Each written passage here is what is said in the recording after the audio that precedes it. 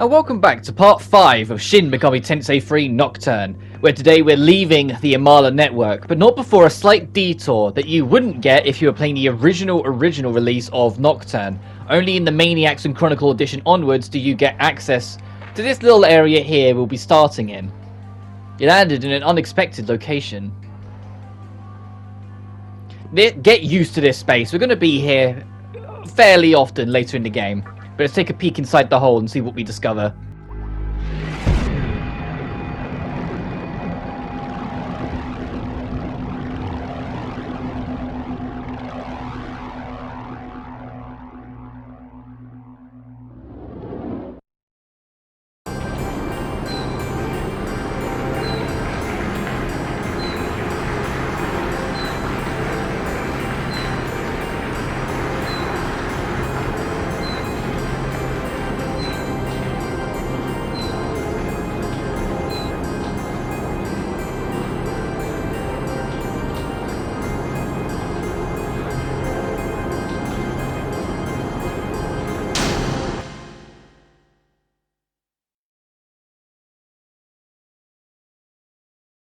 You have come at last. I knew that fate would bring you here. This is the farthest region of Amala. Humans call it the Netherworld.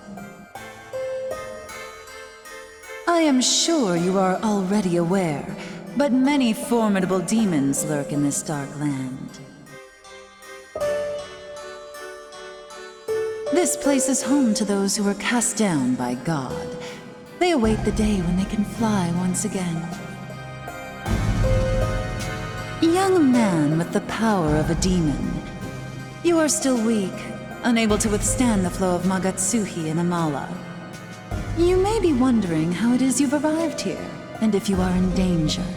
But do not fear. We will send you to your original destination. It is time for you to return to Tokyo. There is nothing you can accomplish here right now. At this point, you still lack the strength. However, allow me to leave you with this. It is a special candelabrum known as a menorah. Should you lose your way on your quest for power, the menorah will light your path.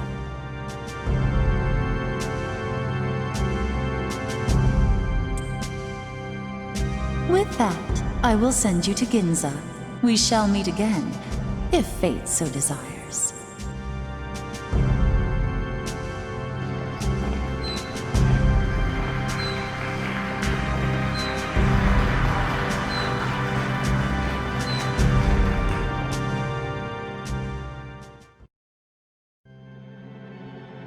Hey, can you hear me?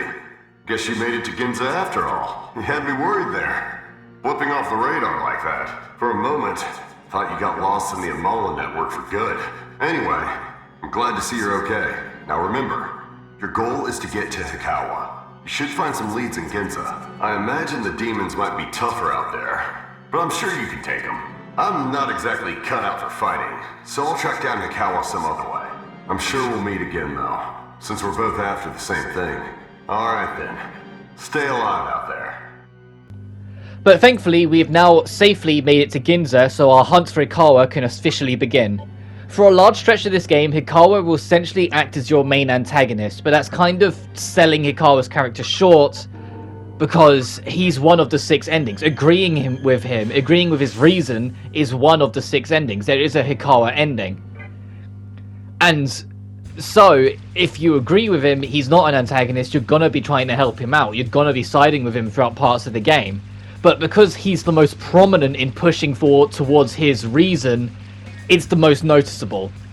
It's the most, stand out. You'll be dealing and encountering Hikawa or Hikawa's Assembly of Nihilo quite often in this game. And if you don't agree with his reason, then he is a central villain, because you deal with him so often. The Assembly of Nihilo is the force directly working under Hikawa. And so anytime you hear anything about the Assembly or Nihilo, it's Hikawa's army, essentially. It's not the only army here. Later on we'll meet the Mantra, and we'll meet the Mannequins, we'll meet all sorts. There's a lot of nations, for lack of a better word, at odds, clashing with one another. By the time you get to the end of the game, there will be 6 very prominent forces. 5 if you're not going for true demon ending. That you'll be having to pick between to pick what ending you go down. And it makes it one of the more fascinating narratives like out there, especially for an Atlas title, that there's like 5 or 6 drastically different forces with different beliefs all at odds with one another, and you get to pick which one you kind of agree with. And you then get to decide how much commitment you're going to put into helping them to try and get their ending, with the hardest being TDE. But that being said, spend a bit of time exploring Ginza, because you'll actually be coming back to Ginza fairly often in this game. Not as often as Ikebukuro, which Ikebukuro is a town we'll get to later, but you will be coming back to Ginza every now and then, so get a feel for the land now. Because even outside of the plot, there's a jewellery store here, and I'm pretty sure it's like the only one in the game, where any of the gemstones you have had a chance picking up either from enemies or chests, you can trade at the jewel store or the rags store to get rewards for, and the rewards are never not helpful. Some of the rewards there, as we try and get this Upsaris, are things like Bombs of Rising, which is if you get, like, a revival bead will revive someone who's dead, a Bomb of Rising will fully revive someone who's dead, and they'll come back with full health. But you can get Soma bits, you can get Chakra stuff. Like, Chakra is all MP, Soma droplets is MP and HP at the same time, and Somas are just full HP and MP at the same time. You can get attack and magic mirrors, which an attack mirror is for the next turn, any physical attack that comes your party's way will be reflected. So if you know the enemy's only using physical attacks, you can guarantee them not having turns, because if it's reflected, they lose all press turns no matter what. And it's the same with magic mirrors, but with magic instead. You can even get things like smoke balls, which smoke balls are guaranteed encounter escapes, which, to be honest, for the most part are kind of worthless. There's not that many instances where you're gonna want to run away from an encounter, but it doesn't mean they don't exist, and it doesn't mean you're gonna go through most of the game without ever running away from a fight. Like, there's gonna be points, and I've already recorded a few points where that's happened, where there's been a fight where it's just like, you know, I don't want to do this. Like, sometimes you'll go into a fight, they'll go first, and they'll hit you with like 2 war cries. And as I said, war cry lowers your attack by 2 levels. And as soon as it gets to that point, it's like, do I really want to spend the next 10 minutes doing this one fight? Because I have to waste time either buffing myself or nerfing the enemy to my level just to then fight them to get a little bit of experience. When in this time, I could have just run away from the fight, got into another encounter and won that. Like, you get a few instances like that where it's like, is it just time wasting that I stick around in a fight? More so if they hit you with 2 fog breaths. If they hit me with 2 fog breaths, I don't bother. I usually just leave the fight. It's like, well, I'm not going to hit them anyway. But this is for Rags Jewellery. And I don't like the fact that this guy talks now. I really don't. You've come to the right place. Both Rags' English and Japanese voice are fine. My problem is that because you're going through menus often, you hear dialogue repeat a lot. And it's something that I don't think they really considered as much as they should have when they were making this HD remaster and deciding to give it voice acting. Because my goodness, does it start to become a little ear grating when it's so constant. But you can get Tetraja, which will block you from an instant kill attack. You can get Attract and Repulse spells, which Repulse like lowers encounter rate and Attract increases it. Up there you can see a Pot of Death, which will attempt to reduce all enemies' health to single digits. It's like being hit with Tornado in Final Fantasy IV. But there's also Megiddo Rock in there. And Megiddo is a spell we're not really going to touch upon for a long while, but it is something worth talking about because it's tied to an element called Almighty. If you've never played an Atlas title, Almighty is essentially non-elemental damage, magic damage. But because it's non-elemental magic damage, they make it so it's physically impossible for you to be weak to it, strong against it, block, drain, or resist, or then reflect even. It will always be neutral no matter what because it isn't tied to an element and it isn't a physical attack. So Almighty, hence why its name, can be very almighty and very powerful for you if you use wisely. The usual trade-off, however, is that it costs a hell of a lot more MP than it usually would. In a similar way to the free trade-off of Agi, Agilao, and Argidyne, it will be Megiddo, Megidola, and Megidoleon. Megidoleon being heavy almighty damage group-wide. That's the other thing with almighty, it's always group-wide, there isn't a single target.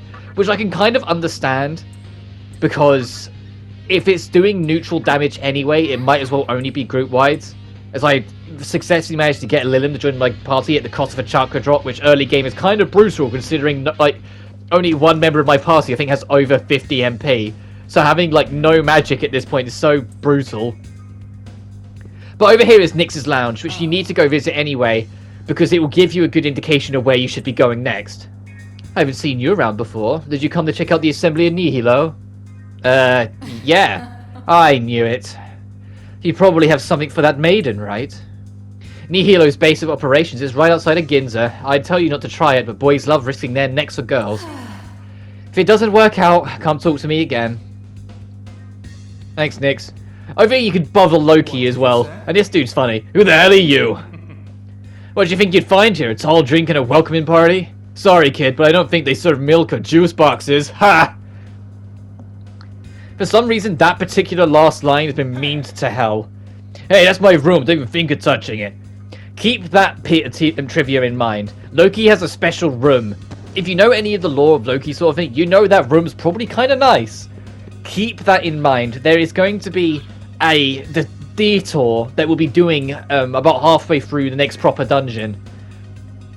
That will require us to come back here and get an item, and we'll be breaking into that room. So just keep it in mind. Nyx's Lounge is a good place to remember, because it will actually be significant for side quests as well much later in the game.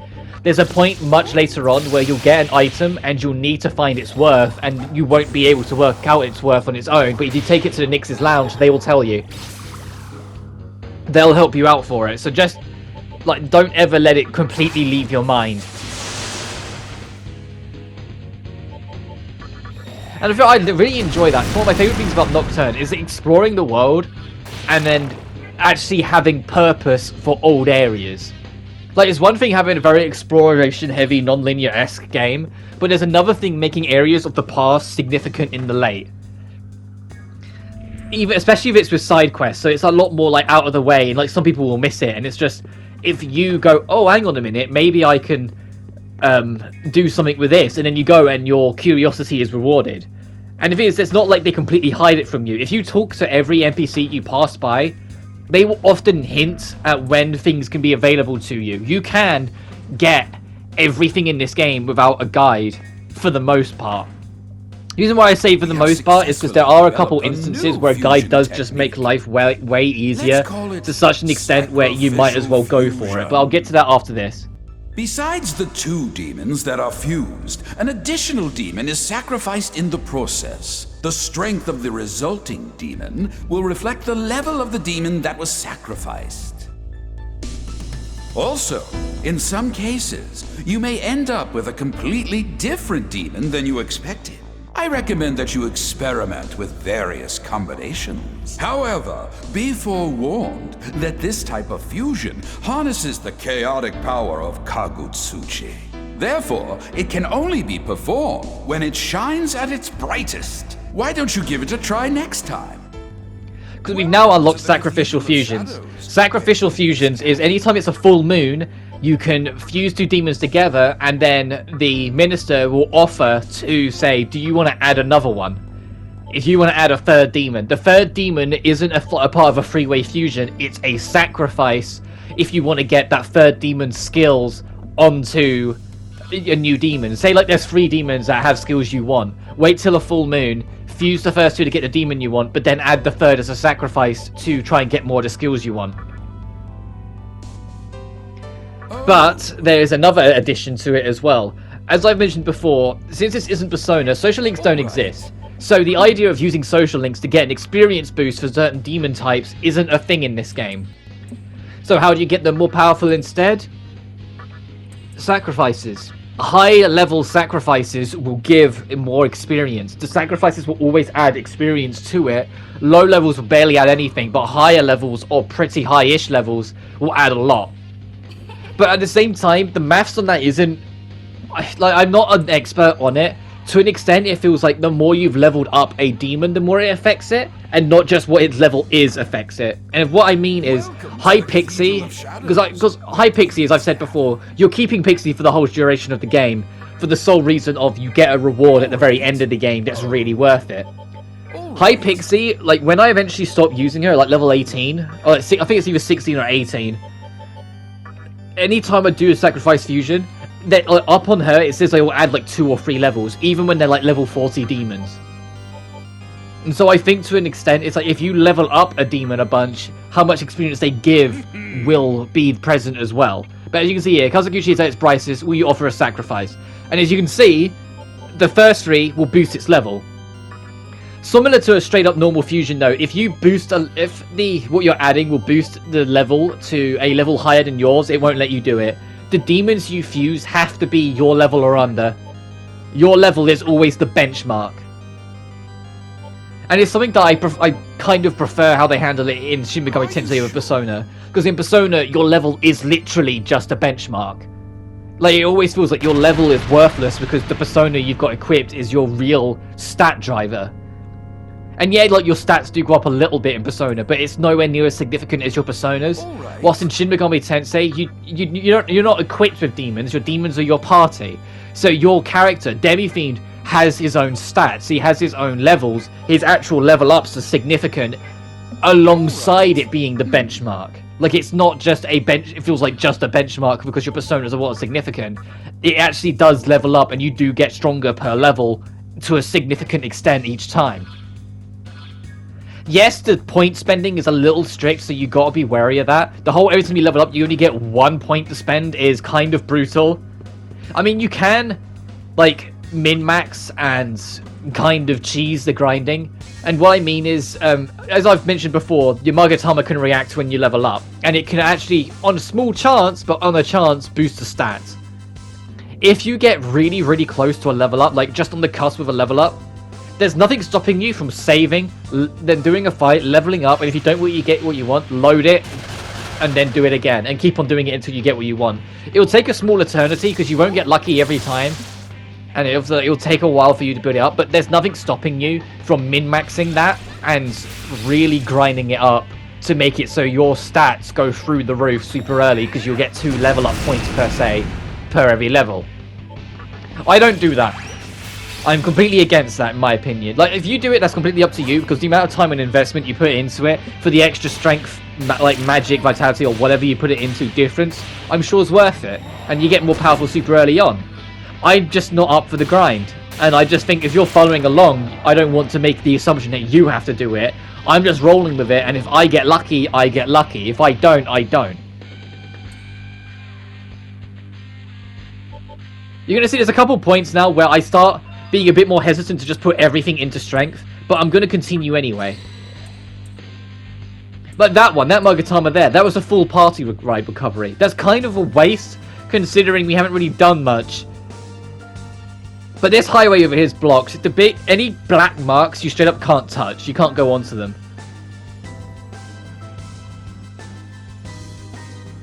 But as we continue our exploration, the only thing of worth over here is that there's a highway that you can't really take right now. I mean, you can, but you'll get blocked off on the other side. And you'll get warned that there are some more powerful demons along it that will kick your ass if you do. So instead of doing that, go back the other way. You want to talk to you? Will you listen? Yeah, sure, man.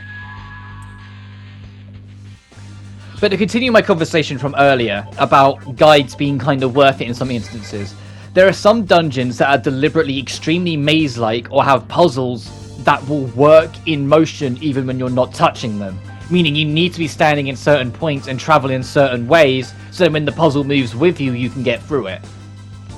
And though in those instances, it's going to happen in this Let's Play, and I will point out when it is, it starts to reach a point where it's like, no, it's just more worth it for your time to just bring up a guide. I mean, you can work it out yourself, and when you work it out, you'll be like, wow, that wasn't worth the 2 hours I wasted. Like there are a couple puzzles in this game, but as much as I love this game, I will critique it. Some of the puzzles are ridiculous, especially late game. Some of what they ask you to do and work out is a bit of an eyebrow raiser. After your first playthrough, you know it, and you're probably going to know it just fine, and you might just glance at a guide to just kind of remind yourself as you go. Which is what I'm doing. Like, there's going to be a couple points, as I said, and I'll mention it when it is, because I want to be, like, completely transparent with you guys if there's a point where I feel like it's worth just looking at a guide to help you out. But for the most part, I can do it off memory now because I've done this game enough times. But it doesn't change the fact that there are some parts of the game where it is absolutely worth bringing up a guide. And you should never ever feel ashamed or embarrassed that you're using a guide. It's always okay. It doesn't matter what game it is. It doesn't matter if it's like a game for children. If you need a guide and you're struggling with something, go for it. But when you're ready, head over here to the Harumi Warehouse. The Harumi Warehouse will lead into an area called the Underpass of Ginza, which is our next real dungeon, and is one of absolute infamy. If you're playing the original Nocturne, maybe not so much, because it's just a long dungeon. But the Underpass, especially the second half, is a very long stretch of exploration you'll be doing in one go, with not that many save points. It's the first real endurance test of the game, and because it's still kind of early, you're unlikely to have anti-endurance test skills. Like later on I get mana refill, which refills your MP as you walk. The moment I get a mana refill, endurance dungeons start to become a lot more bearable. Because it's like, well, I can just run off the MP I'm spending instead of having to be super reliant on physical attacks. But I don't get those skills until much later on, so I have to put up with this dungeon. I'll talk about it more when we get to the second half, because the real thing of infamy isn't actually the endurance. Even though the endurance in of itself is definitely quite brutal, especially for a first-time player. The real test is a certain boss in the Maniacs and Chronicles version of this game, which is what this HD remaster, as I've said before, is based on. It's based on Chronicles, the latest build of the original PS2 lineup. There's a boss called Matador that's halfway through this place and is absolutely infamous for being a brick goddamn wall. It is a straight up noob killer. If you have not learnt the mechanics of how this game works, have not learned that stat boosting through skills like all the Kaja spells like Tarakaja, Rakaja, all those things are greatly significant to SMT and are the biggest defining factor of whether you'll win a fight in Shin Megami Tensei. If you have not learnt that, you will never win Matador. Because that's the entire thing with Matador. As soon as the fight starts, he will boost his hit and evasion through the roof and then start weakening you. And if you don't know what to do with that, and if you're just trying to push for attack, it's like, oh, but as long as I've got an immunity to Zan, I'll be fine. You'll never win. I guarantee you, you'll never win. He will kick your ass. And he will kick your ass quick. Because as soon as you get halfway through the fight, he picks up a skill that is physical based that will hit party-wide, and it does a hit count. But skills that have hit count chances tend to hit, far more often when he has high hit and evasion.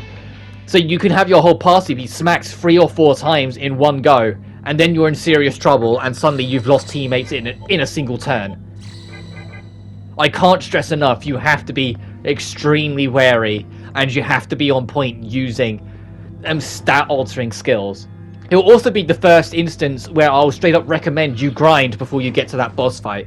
Before you fight Matador, I heavily recommend you grind to level 18 and fuse Uzume. Ame no Uzume.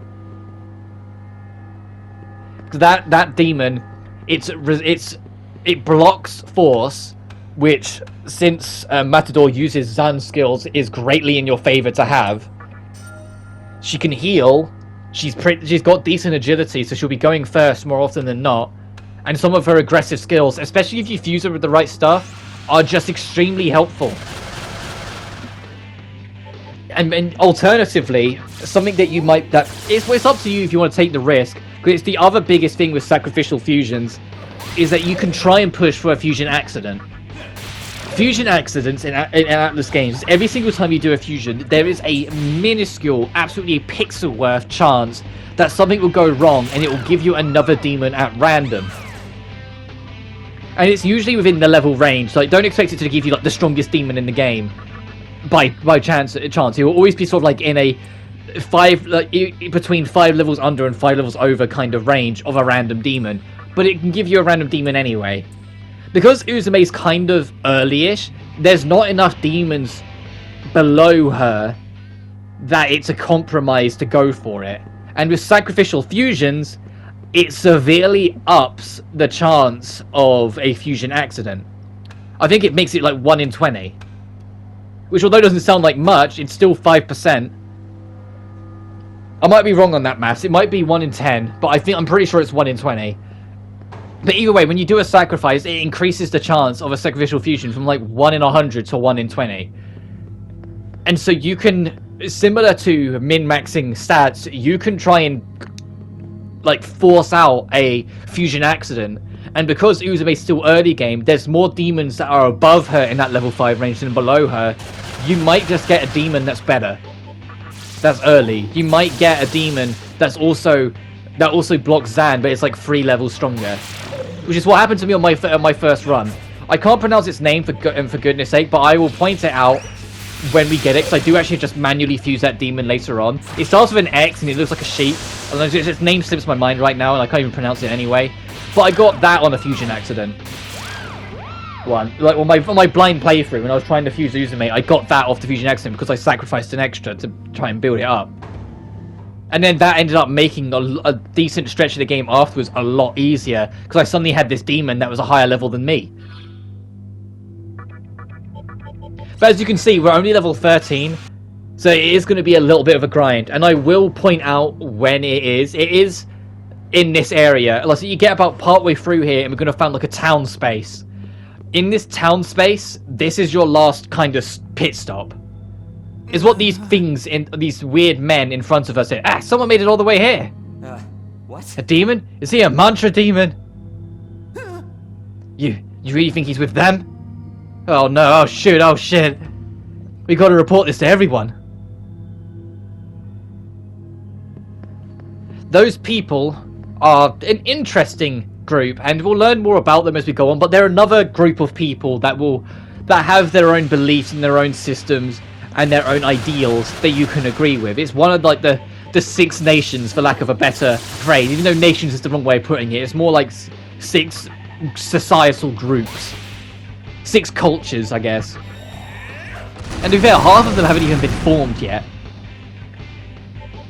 Because not every character that will develop a reason has even developed one yet. So there's a couple later on that will become a force, and people will start agreeing with them and becoming a part of them. And we'll deal with that as and when. But as you can see, the enemies here drop pretty good experience at this point. So my encouragement to grind to level 18 isn't that bad. I'll show you exactly where you should be grinding when we get to it. Because there's a spot where it's consistently always the same enemy, and it will be 1, 2, or 3 of them. And they drop, I think it's 60 experience points per kill. So if you get 3 of them, that's 180. You can build up kind of quick through it to level 18. And it's actually in the town block we're approaching. Because like most places, despite it being a town, you can still get random encounters. There are safe spots as long as you're not in the sewer water. If you're in the actual water, that's where the encounter is. And it's always the same enemy when it's in the water. But when you're actually on the solid ground, it's not. Let's do a level 14, so only 4 levels short.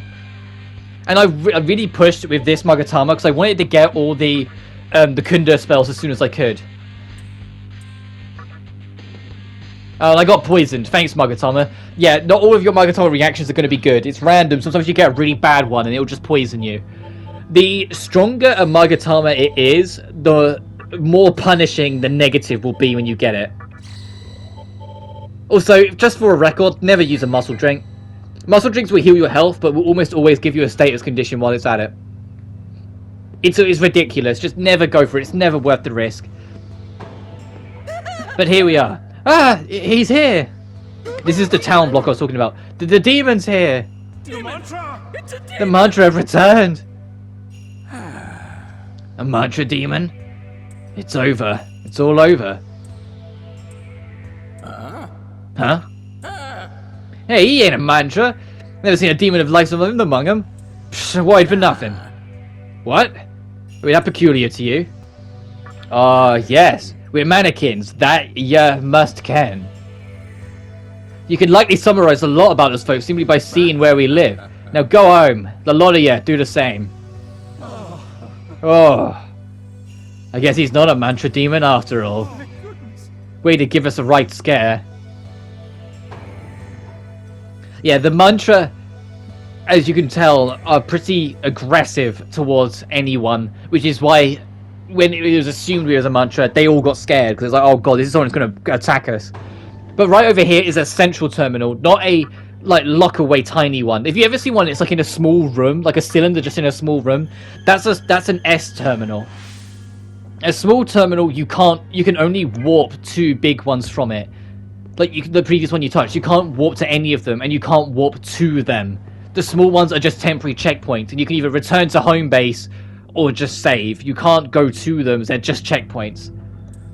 But here is where we'll kind of be slowing down a little bit for today's episode, because we'll be exploring and talking and looking around and everything else.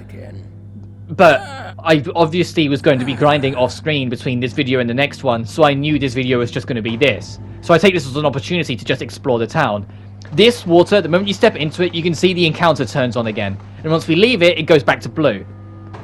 When you're on land in this space, you're fine. It's only when you're in the water here, there's an encounter chance, but it's always the same enemy, so you can grind them up. But now it's time for another unique little side character. This Mannequin Shopkeeper is very eccentric shopkeeper. And this will be the one that will be replacing the Jack Frost that we saw earlier, and this is the main one. Additionally, there are 3 Mugatamas you can buy here, 2 if you let Pixie go, because you would have had Ankh by now. But you can now buy Ankh, which is why I said don't, because it's only 2,000 marker, you can get it. But as per standard, since I'm going for all Mugatamas, I'm going to be getting all of these. So you're going to see me kind of go on a bit of a sell binge a little later on, just to make sure I have enough to get it, because I clear out my wallet here because I want more medicine. I'm tired of having to like get kind of worried on my heals.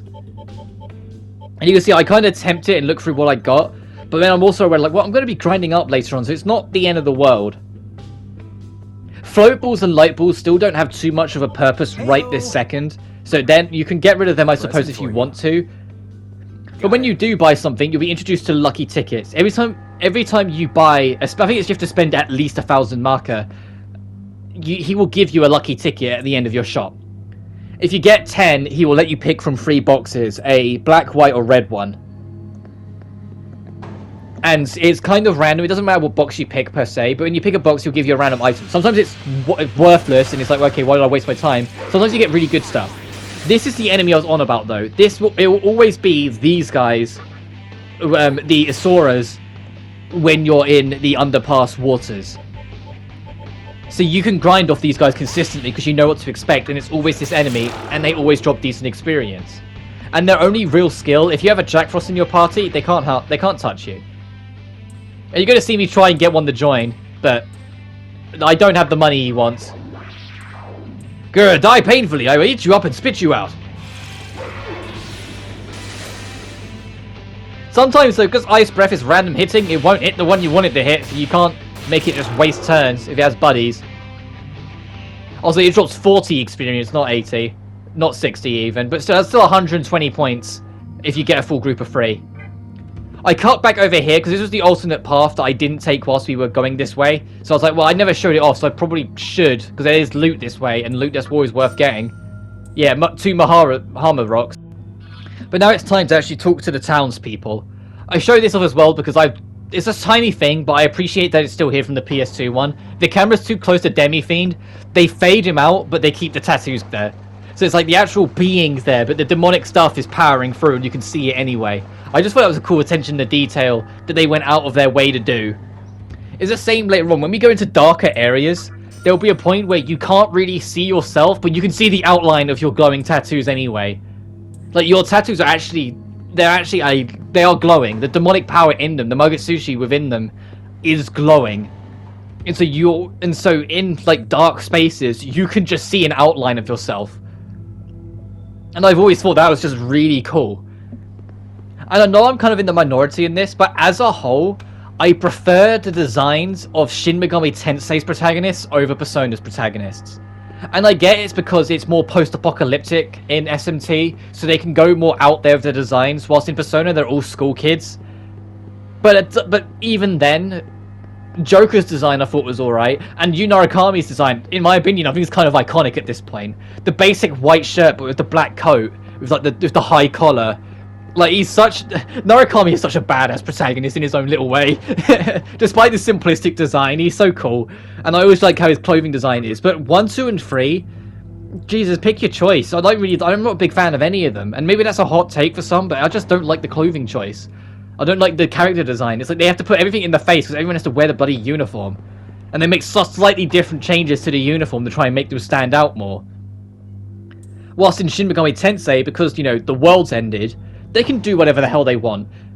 I kind of wish there was an alternate costume where you could keep the jacket or the hoodie, because I like that jacket that you have at in the very first 20 minutes of the game, and then you never see again.